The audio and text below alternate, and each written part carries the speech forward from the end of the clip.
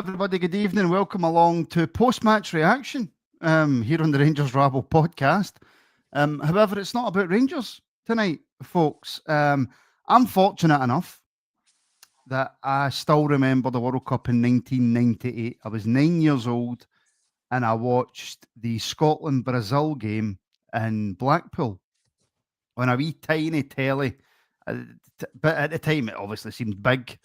But I still remember the 1998 World Cup.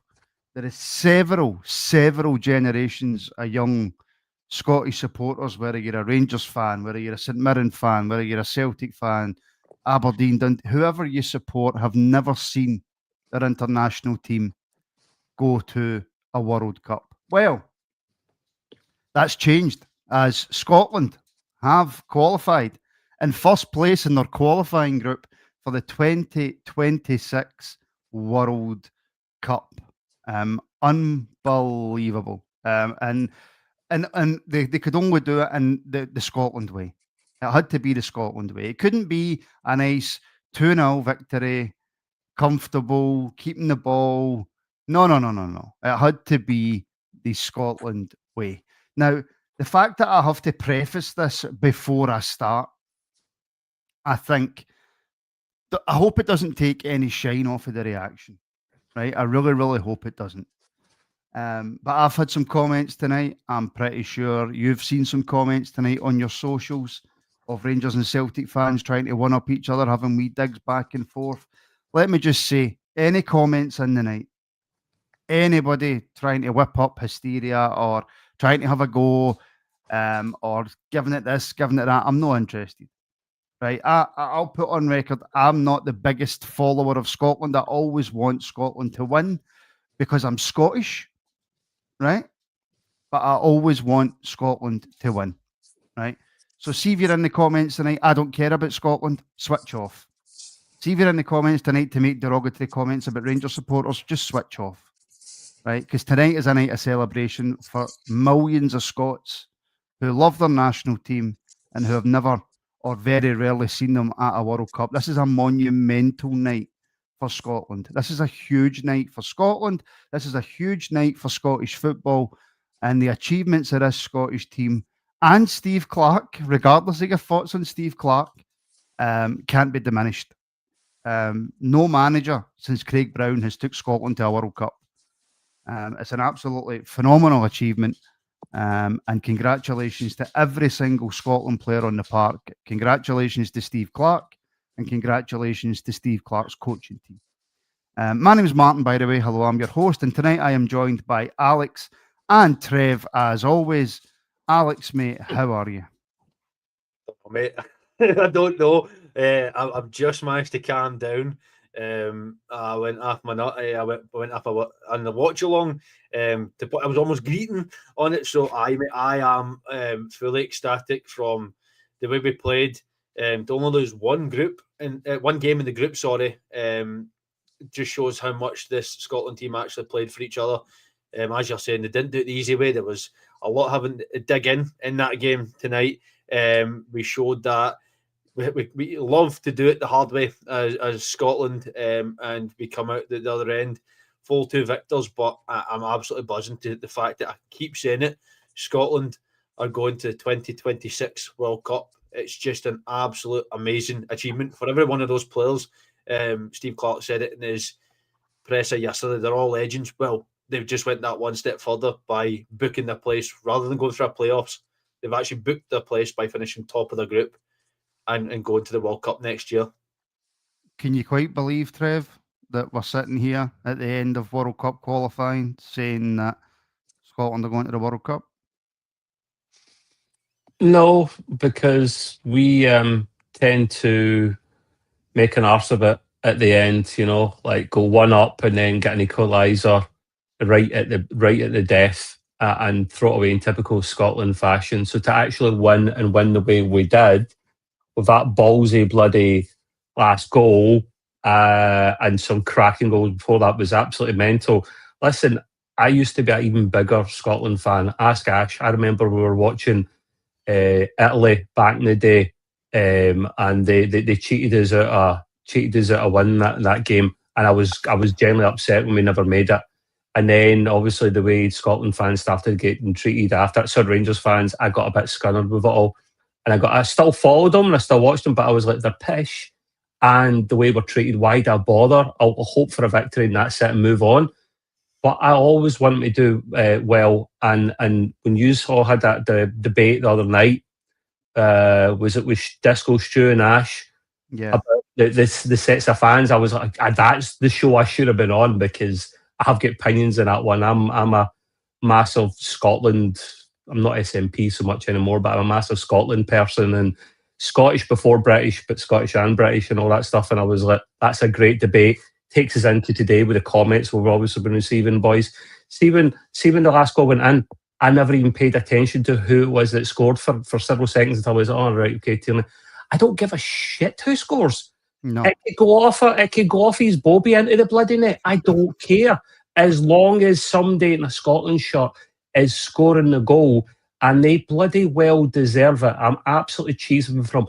It's time now, us as Rangers fans who made up most of the Scotland support beforehand, actually start taking back that bloody flag. Because I always said to Ash, I never see Ibrox. I never see a saltire at Ibrox. Once in a blue moon. Well, yeah. Do you know what I mean? Or you do see it the odd time, right? Or it's mixed in with like a line or something.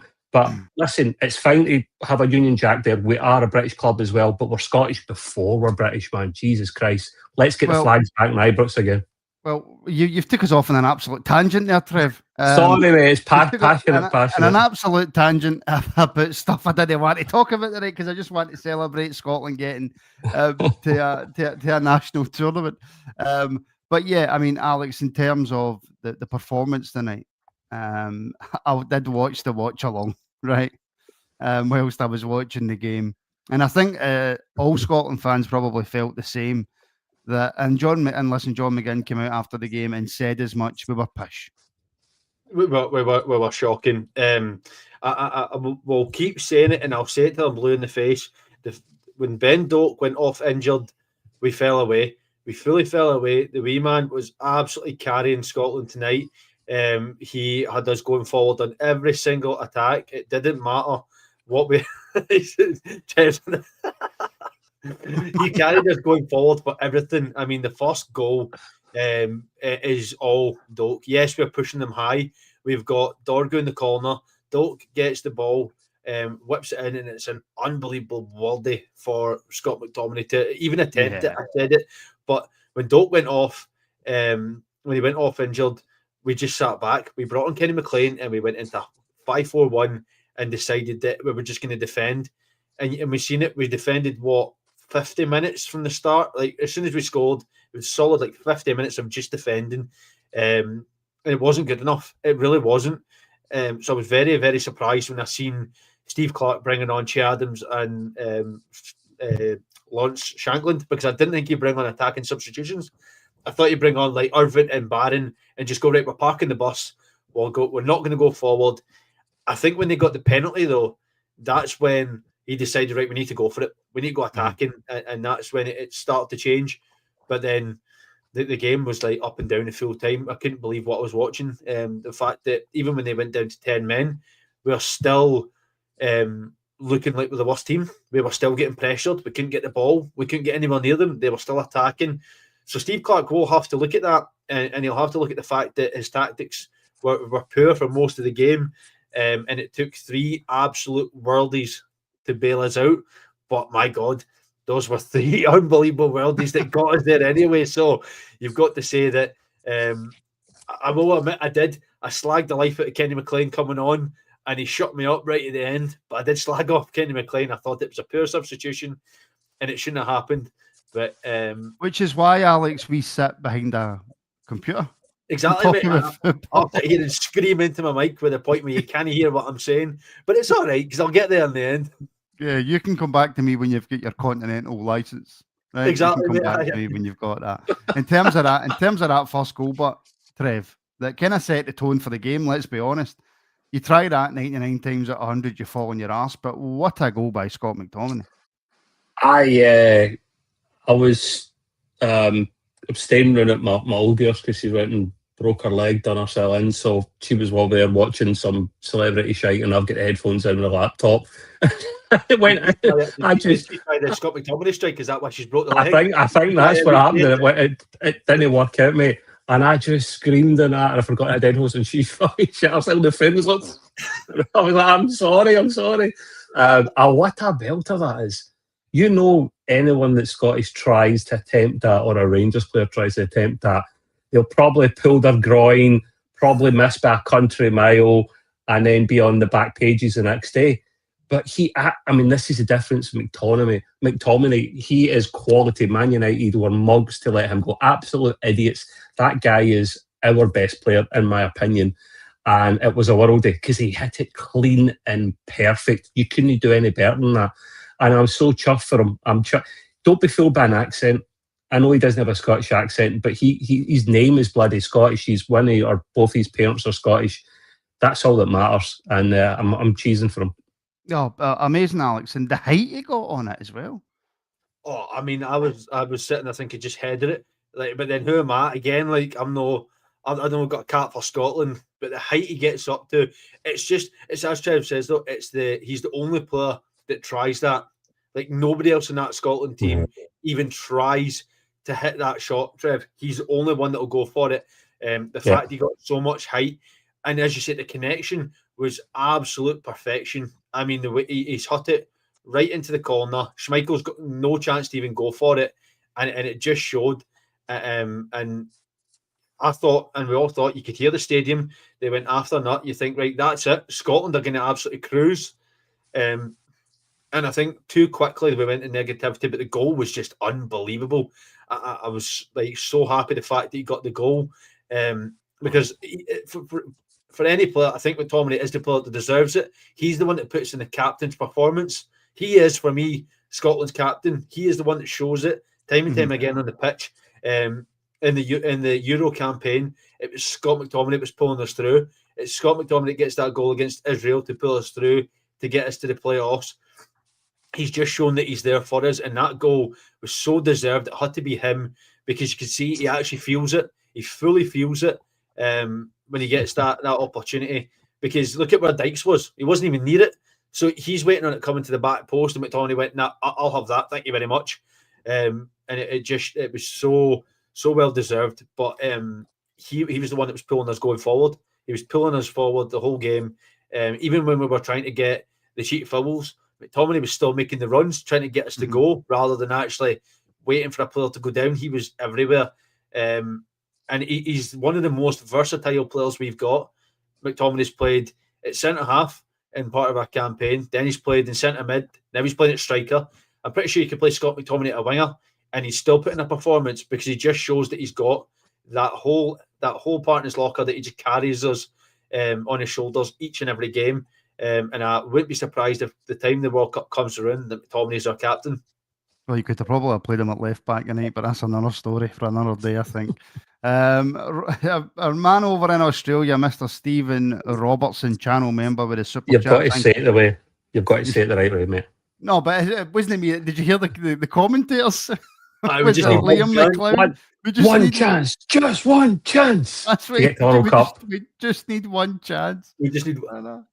No, but wait, you see, I still break out with a full Braveheart speech in a minute. Aye, the swords in it. Those two or three will be cutting about bloody Mount Florida tonight with bloody chibs and swords, trying to like chib Englishmen and all that, man, with the war paint on. I'll tell you right now, I feel sorry for the people of Mount Florida. I grew up in Mount Florida, right? That is going to be in Jolins and Battlefield. If you've got a pub, you're going to make a few quid tonight. Mm-hmm. You're going to make a good few quid. And if you've got a close nearby, it's going to be pissed in. Aye. And if you've got a house party going, you're going to have a lot of people coming to it. But I've got an empty, so get to Hamilton. There you go. There's an empty on the go. Luckily, I don't live anywhere near Mount Florida anymore. But no, see, I mean, that's what I mean. I went to Mount Florida primary school, so I went to school 2 seconds for Hampden. My granny stayed, and I used to stay in the high flats right at CrossFit, where you could go up to the laundry room and you could look into the stadium and watch games going on in the stadium, or you could only see half of the pitch. But I mean, if it was the side that Scotland was defending, you got to see the play all the time. You know what I mean? If you were up in that big laundry room. But no, Stephen, mate, thank you very, very, very much. Did the game change, Trev, with Gannon Doak's injury? It shouldn't. I think he's a quality player and he brings something to the team for sure. And him going off injured, I was thinking, oh no, here we go.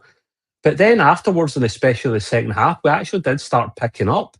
Maybe we just had to rejig things in the lineup a little bit. The jigsaw pieces weren't fitting quite perfectly the way they should be until that happened. So normally it would suck, but seemed to be more progress after that. And I just hope Doak is not too badly injured, because he is someone that a lot of teams would kill for in terms of actually just running at defences and just cause them all kinds of mischief. The guy has got cojones to try that. One of our lot would try it. One of our Rangers player would try it and get the ball taken off him within half a second. But he's actually got confidence to try and beat a man. So I think we done all right with him once he went off injured. Well, I think in terms of the pace that he had, Alex, I think that was maybe a factor in it, to be fair. Because we started the game so well. We were on the front foot. We were attacking Denmark. We got the goal. Don't get injured. And then it's the plan of action after that just seemed to be sit back. I think the reason sit back is because when you actually look at it, Scotland on that bench tonight, there's no quality wingers that have got pace in that. We pack out the midfield, couple of strikers, and then just defenders. So the fact that we've got no real quality wingers, there's a young lad at Rangers that could easily get in that team and be a winger. And Finlay Curtis, he could easily get in, and even if he's on the bench. But I think the fact that Doak went off injured, it did change it. But I do think what Trev's saying is right, because even in the first half, we've seen John McGinn start to get forward, and he was carrying the ball, and he was buying the fouls, and he was at least trying to hold the ball up. I think that's probably one of the things we actually have a lack of, is players that can hold the ball up. Because when you look at it, we brought on Shankland and we brought on Adams. It wasn't there really to hold the ball up. They were there to try and rescue the game. But I think with Doak going off, we just lost all that pace. I think Denmark weren't expecting it, because everything went down that Dorgoose side. Everything. We had Robertson up high, we had Ferguson in there, and we had Doak. So it was three players just absolutely piling on that one side. And we lost that as soon as Kenny McLean on, because the shape changed to be, right, we need to now just sit in and hope we can catch on the counter. And I think that's exactly what the plan was. It didn't work for a lot of the game, but what it did was it frustrated Denmark. They had 17 shots by the time we had only had one.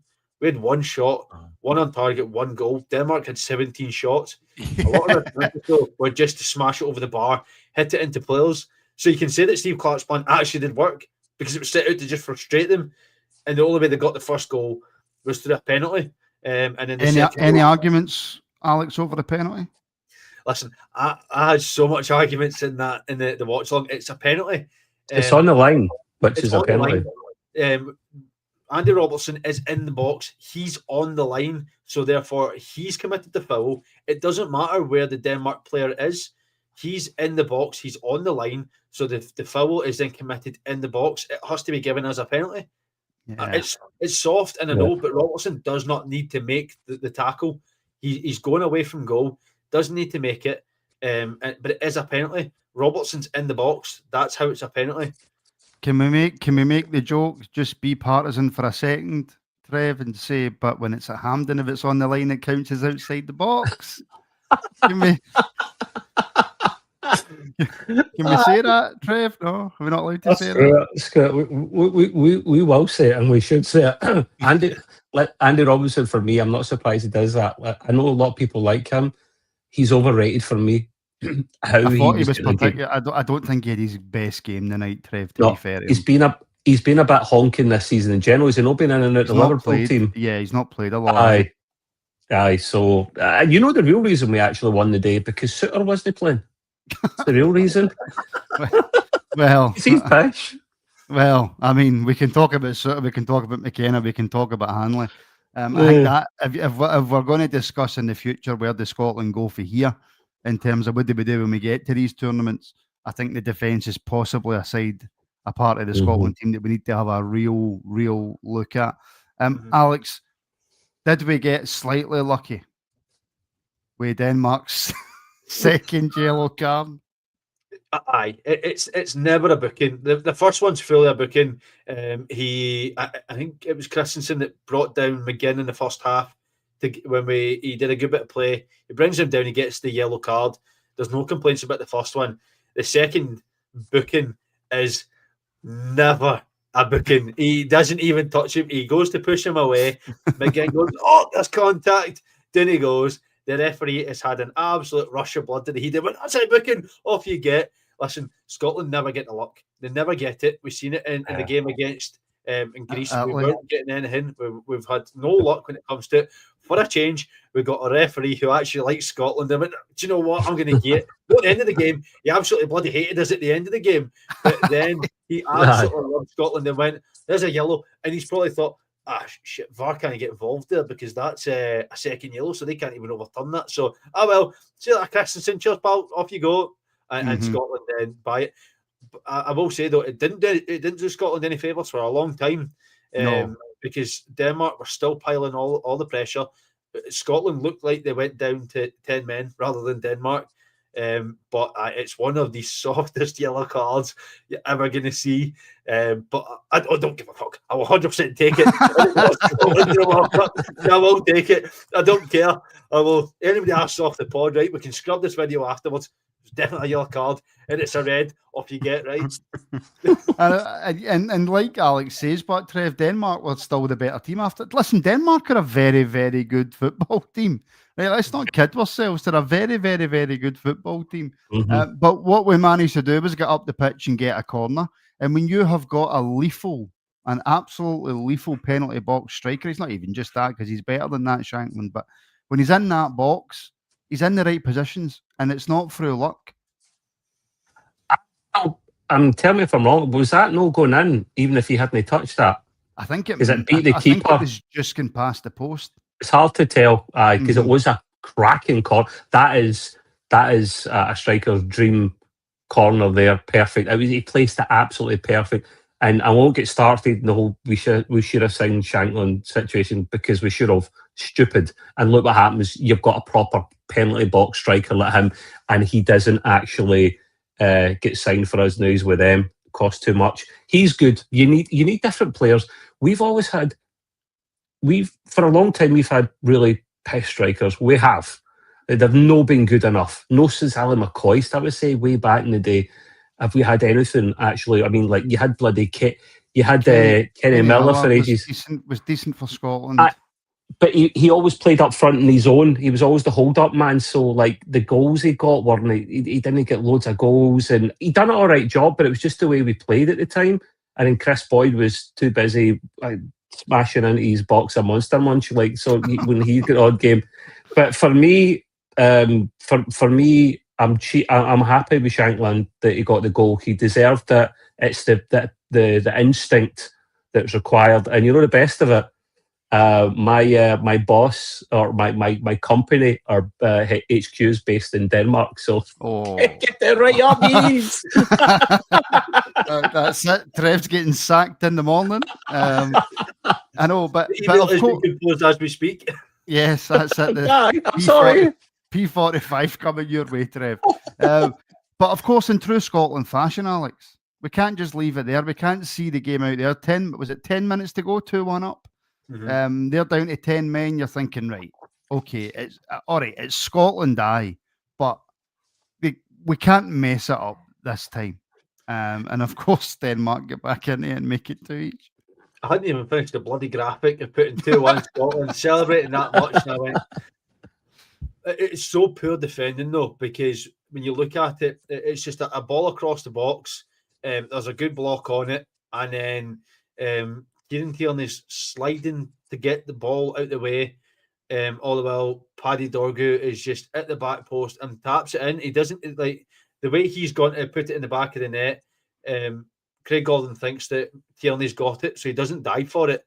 So it just rolls into the back of the net. And it was typical Scotland fashion that you go, well, that was short-lived. All of 3 minutes, we got to celebrate the fact we're going to a World Cup, and then it's like, right, thank you very much, Denmark. There you go. You can have it back now. Go Scotland way. Because I genuinely thought, and I said it, I thought that was it. I thought that was game done. Even though there was about 10 minutes or so to go, I thought we've given all we had to get the second goal.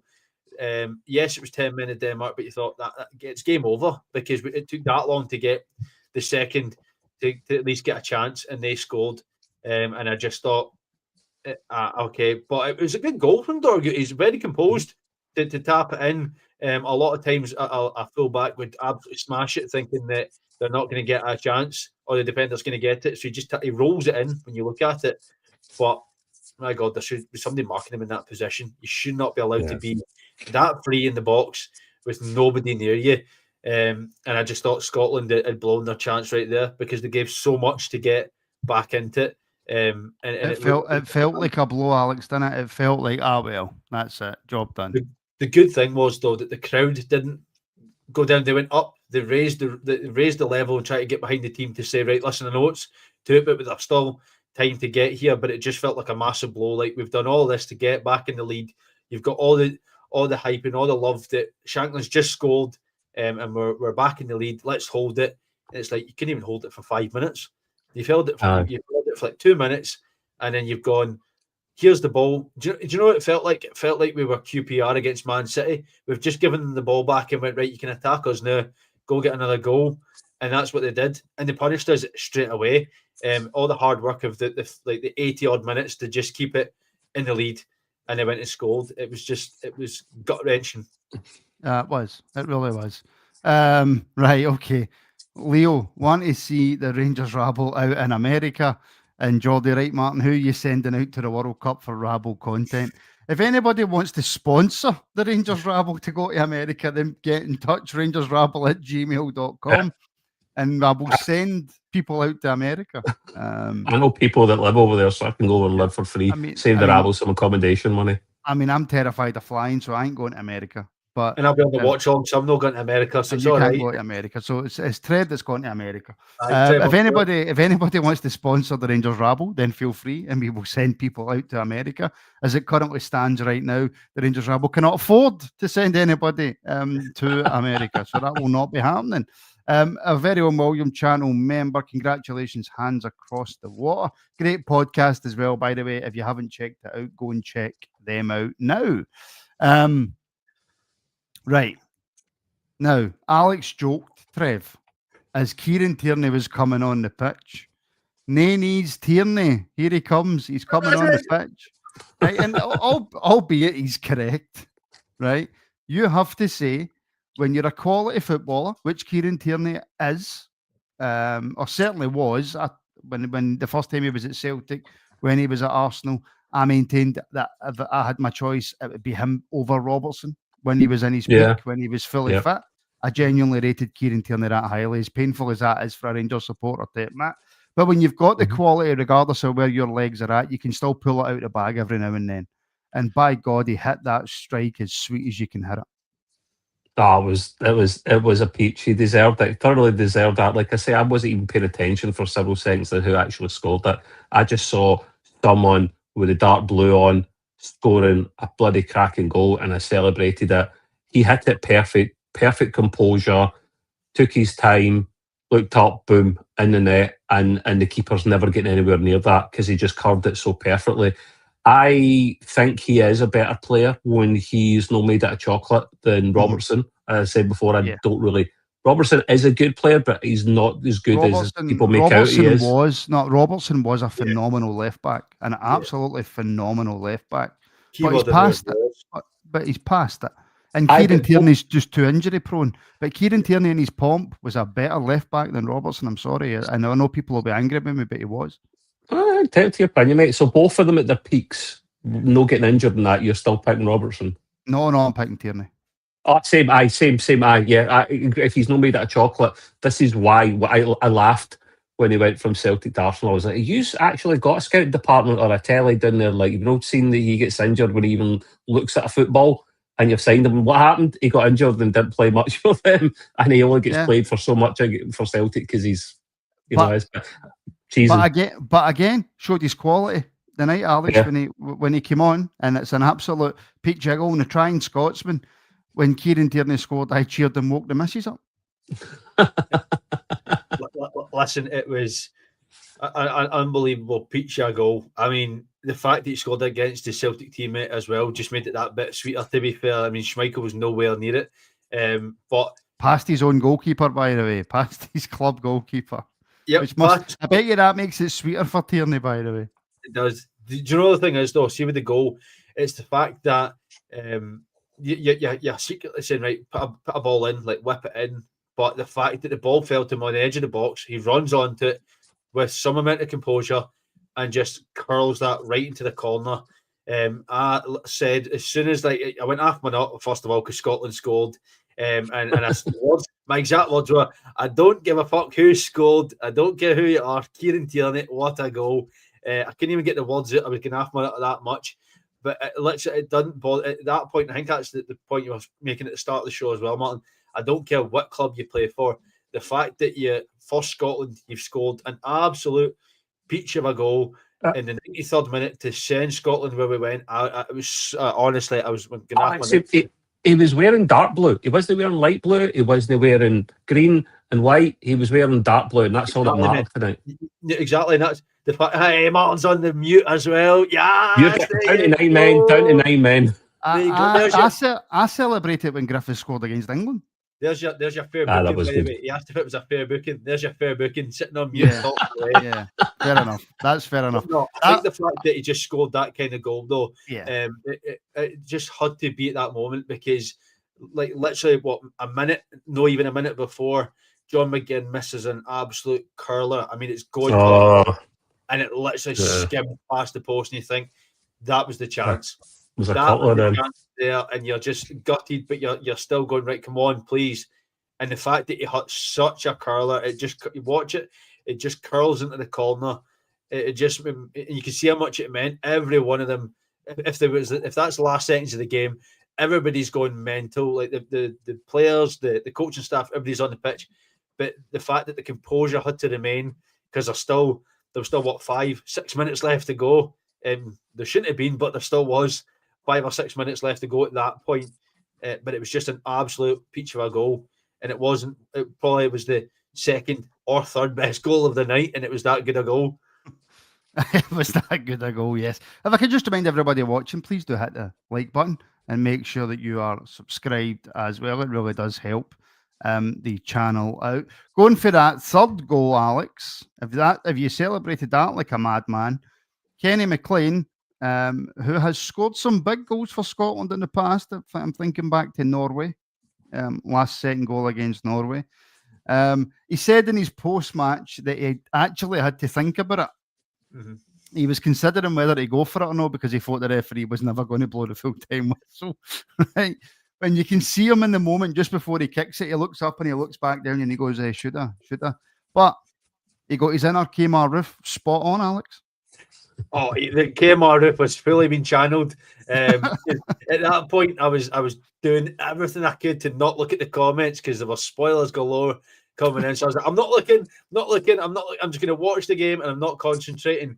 And all I can hear is the commentators just shouting, shoot it, Kenny. And he looks up and he's going, right, I'm just going to hold it because the Denmark defender's backing off. Schmeichel is like a good, 30 yards from his goal at that point. Crazy. He's nowhere near it. Kenny McLean was like, I'm not going to hit it, and then just hits it. And when you watch it, it's going out, and it just curls back in the post, and it's an absolute peach of a goal, his own half, and it just sent Scotland over the edge. I think at that point, even because we're all going, right, 6 minutes added on, 6 minutes have gone, then we're at 30 seconds, a minute, and we're still going, and you think, right, when's he going to blow it? And that's what all the players are thinking, because Robertson had the ball up, Adams had it, McTominay had it, they're all going for the corner, they're trying everything just to waste that bit of time, so you're just thinking to Kenny McLean, hold it, just do not hit that shot. And then he's looked, and as you say, looks down, looks up, looks down, and goes, nah, I'm having a shot here. And it couldn't be any better of a goal. And at that point, I was tipped on the edge. I went, see if I could have, my tap would have been half, it had been swinging around my head. But I was like, I'm live on YouTube. I better get some composure here. Because I was getting half my nut. You and composure, Alex, they two words don't go together. I'm not bringing that joke up, Trev. Come on! No, I'm sorry. That joke's not coming. That's a shocking joke. That's a nobody come to this pod, mate. The composure goes clean out the window. I like that jokes. You bring that joke up, and then the comments are just full of jokes. Absolutely full of jokes. That is true. What does this mean for Scottish football, Trev? Steve Clark will probably get another contract. Oh God, no. Well, it's the biggest stage of all. I mean, I hope the Americans and the Canadians and the Mexicans especially, that sounds like a joke, walking into a bar. I hope the Americans actually wake up and realise this is the biggest sport in the world, and if they actually got behind it, they'd actually be one of the best teams in the world, probably. It means we're coming to invade America next year, and we're going to drink that country dry, and it puts us on the map. It really does put it on the map. I mean, there is nothing bigger. I don't even consider the Olympics bigger. I consider the Football World Cup the biggest tournament in all of sport. And it will be recognised again because we've got some of the best fans in the world, usually behave for the most part, and people sit up and actually pay attention now. I'm just buzzing, guys, to see so many dog tire flags in the comments from regular people that all I would ever usually see are Union Jacks, not Union Jacks and Salt Tires, just Union Jacks. So keep them coming, man. I'm loving it.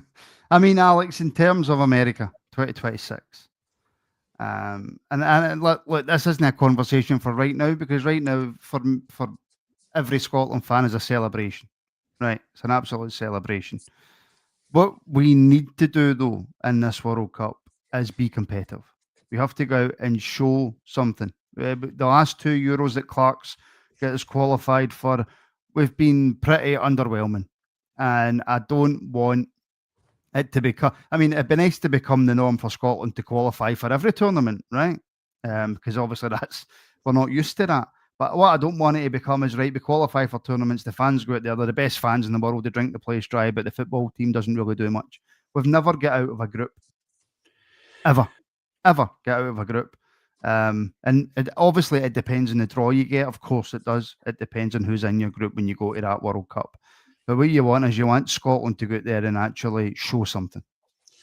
We need to be competitive. We do. We so many times we've been to a tournament and look at the ones under Steve Clark. We've been a laughing stock when we get there. There's been a massive build-up from Scotland fans, from our media, that we're actually at the Euros, we're going to compete, and then we just get turned over. And the only thing we can celebrate is drawing nothing each with England. That was our biggest claim to fame at the tournament. We drew nothing each with England, and that was great. Yet then we get absolutely smashed by Croatia, and it's like, well, we drew with them. Come on, we drew with no. If we're going over to America, Canada, and Mexico in 2026, we need to be competitive. What we need to do though is this is our chance. I know that Steve Clark said that these were legends that got us here. We need to actually start building players, building talent, actually taking players that deserve it, not because they got you to the tournament, not because they did good in that game. See, because of merit, because they're actually good footballers. There's so many players. I was talking about it during the Greece game. There's so many football players that play in Scotland. Just because they play in England or they play in Italy, I know we've got like Gilmore, we've got Lennon Miller, and we've got Scott McTominay, who in their own right deserve to be in that squad, right? But there's players like your Grant Hanley. I'm no disrespect, he's played there, right? Like your John Sitters, like Andy Robertson. At that point, he's going to be probably too old to be playing there. They actually need to be taking a back seat and let the players that actually can play football know how to and deserve to be there because they've actually done well for their club and because they're Scottish and should be there. That's what we need to be seeing from Steve Clark in this tournament. It can't be, I'm taking Lyndon Dykes because he did well against Norway to get us to this tournament. I'm taking Shea Adams because he scored a goal. No, if you're actually looking like a quality football player that can play football, like I said it during the break at halftime in this game, Lawrence Shankland has done so much for his club football and yet has never got a real opportunity to show what he can do for Scotland. I think he paid that back tonight. He's a player that should be there. Probably going to be a bit too old. There's probably going to be younger strikers that will be there. But Steve Clark has to look at the players that deserve it and not just aye, they're there because they got us to this tournament. Are going to get hard if that's the case. Just to jump in really quickly, Martin, Alex, I have to agree with you. It can't just be jobs for the boys, so to speak. Like here's my trusted lieutenants and that. Okay, you'll have a couple of them, a few of them in there that you can rely on, but he literally has to go with who's the best, and he's now got the time between tomorrow and next summer to actually plan some friendlies if he can, get some training camps here. Go back to the training camps. That's what Walter done back in the day. Never played friendlies. Not a fan of friendlies. I prefer that Nations League, actually. At least it's something. And get the camps together and get the guys playing for each other and just work on your actual game. And then keep your eyes peeled close at home for some of these brilliant Scottish players that we do have. Yep. And we'll be ready. We can't just turn up with that tournament like you were saying, just, we're a +1. That's it. We're here and job's done. No, it's no. We've done well to get back and we deserve it. Because we should be, like we used to have, they were saying it earlier on TalkSport. Who's that boy that's usually on with Jim White? Simon Jordan. Aye, I'm not a fan of him at all. But they were making, I don't know if you've seen the debate this morning, it was actually really, really good. Scotland used to have some of the best players in the world back in the day, the very best, and then something happened. I don't know, booze, video games, whatever. And it went but even with the best players in the world, we still never made it out of group. True, mate, but we made them consistently at least. Yeah, we made the tournaments, but making the tournaments is one thing. It's being competitive when you get to those tournaments. Otherwise, what's the point if you're just if your only strive in life is to make it to tournaments? Now, granted, it's our first World Cup since 1998, right? Mm-hmm. So we can't exactly go on about being competitive when we're not consistently making. We have to go on and consistently make tournaments now. But, and this is the final point I'll put on this, because this is a celebratory night. This isn't more of a deep dive into Scotland night. But Alex, I think moving forward now, the fact that the national team has qualified for a major tournament, with that comes money from FIFA. We have to see that money properly reinvested in Scotland, properly reinvested into boys' clubs, into grassroots, into teams in the lower leagues. We need to see that. We need to see the SFA start to do their job properly. 100%, mate. Fully agree with you. I think that the only way that we're actually going to become a nation of quality football players is investing in the grassroots football, investing from the bottom up. How many times do we see our young players having to go down south, having to go to other countries to actually develop and flourish because we can't do it at home, because they can't get into a boys' team? Why? Because it doesn't exist. There's not one there. We fully need to be investing in our grassroots football and then going, these are going to be players for the future. Because what's the point if I get, and I'm going to stick with your point as well, that this is a night of celebration, right? But what is the point in that if we only get to this World Cup and we don't get to another one for 20 years? What's the point? Yeah, all right, we've got to celebrate it in 2026, but then we've got to celebrate it until 2050. No, I want to be celebrating every 4 years that we're getting to the World Cup and every 2 years that we're at Euros. The only way you do that is by investing in Scottish football, investing in the young talent that is out there that we have no clue who they are, because they're going to be investing in the future. See, if we don't, there's no point. Just stick it in Hampden and try and reinvent that and get away with the running track. We actually need to be showing that there's quality players that can play here. We don't want to be looking elsewhere. And I think that if we can start that now, go for it, because that's how you're going to move on. Do you get much for qualifying for tournament straight in? I mean, surely it strikes me as you wouldn't get much, like 10 bob and a bottle of ginger or something, man. Don't forget, FIFA make billions off of us. So for them, mate. So no, it is distributed out to like the teams that come first, and then it'll be the teams. Right, okay. There will be money. I'll find out, but it is a good couple of million that goes to the teams that come first, and then there's like a percentage of it that'll go to the teams that go through the playoff. But I know the teams that qualify will get money for it, and that should be reinvested back into Scottish football. But anyway, all that said, that's a conversation for another day. Scotland, folks, have made it to the 2026 World Cup in America. Some of the best goals that you will see over the years for Scotland were scored tonight. They done it the hard way. They done it the Scottish way. But we made it. We absolutely made it. Well, that's not a comment. Can I bring that up? I want to have a chat with it, right? So I started this one right, and they go, you including Craig Gordon. See, Yeah. tonight and on Greece, Craig Gordon made some unbelievable saves that actually kept Scotland in this game. There was opportunities for us to be put out. The save that he made, I know that he was offside, but the save he makes at the start of the game against Rasmus Højlund showed that he was actually for it. And It's sad that he's our best keeper, mate. It's sad. And he is getting a bit slow and a bit. You can tell, see his age. See, if he'd been a few years younger, he would have got down to some of them. Just like McGregor at the end when he was getting on a little bit. He is still a quality keeper. I'm still raging that when he was training with us for a while, we never signed him. That was madness, that. But he is brilliant. He deserves his place. What I will say is, I think the thing that's actually helping Craig Gordon, and I heard it was a sports scientist talking about this. Remember, he got a really bad injury, and he was out for 2 years or something, 3 years or something. Train with us, I'm sure. And he was out for a long time. And what the sports scientist was saying is that may actually help prolong his career. That's a good point. Because he's not played for those few years in between, or it could shorten it depending on which way his body goes, obviously. What I will say is Craig Gordon, for me, is probably the best Scottish goalkeeper there's been in the last 20 years. And that's damning considering his age. Him and Alan I mean over the last 20 years. Yeah, in general, him and Alan McGregor were always fighting it out for number one for me. Craig Gordon's been a phenomenal goalkeeper in his career.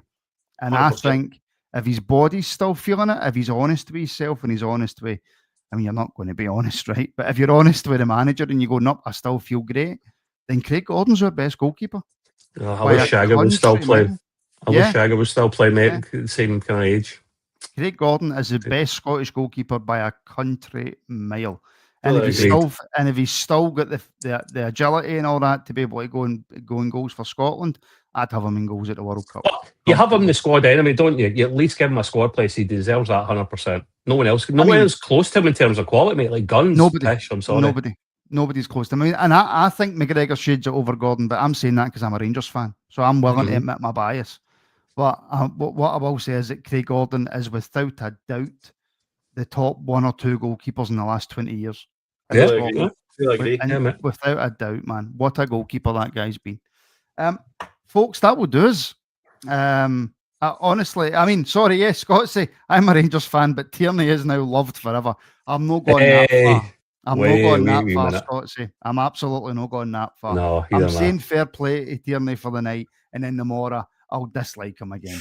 Right? He shuts off now, so yeah. I mean, as soon as the club game's back, I can't stand Kieran Tierney. That's just the way it goes. But while it's internationals, we should all just mix and be happy together.